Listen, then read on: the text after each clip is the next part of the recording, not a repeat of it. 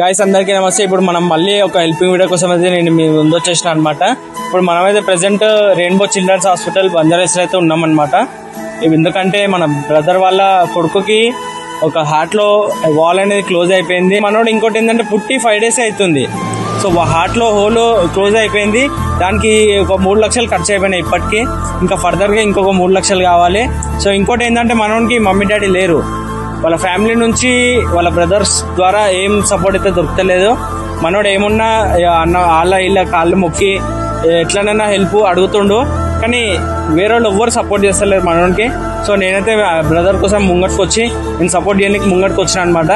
So brother కోసము కొంచెము సాయం చేసి ఎంతో అంత మీ ఫోన్పే నుంచి ఒక 1 రూపీ అయినా 10 రూపీస్ అయినా ఎంతో అంత సాయం చేస్తే బ్రదర్ వాళ్ళ కొడుకుని కాపాడుకున్నట్టు అవుతుంది. సో దయచేసి ప్లీజ్ చెప్తున్నా, దండం పెట్టి చెప్తున్నా. నేను ఎందుకు చెప్తున్నా అంటే వాళ్ళ కొడుకు కోసం జర హెల్ప్ చేస్తే బాగుంటుంది అని చెప్పి నేనైతే అనుకుంటున్నా. ఇప్పటికీ 3 లక్షలు ఖర్చు అయినాయి, ఇంకా 3 లక్షలు కావాలి. ఇంకా 3 లక్షలల్లో వాళ్ళ కొడుకు మంచిగా అయిపోతాడు. వాళ్ళ కొడుకు మంచిగా అయిపోతే ఇక మనకి ఆ దేవుడు చాలా దీవెనిస్తాడు. సో ప్లీజ్ అర్థం చేసుకోండి, జర ఎట్లానే చేసి హెల్ప్ చేయండి వాళ్ళ కొడుకు కోసము.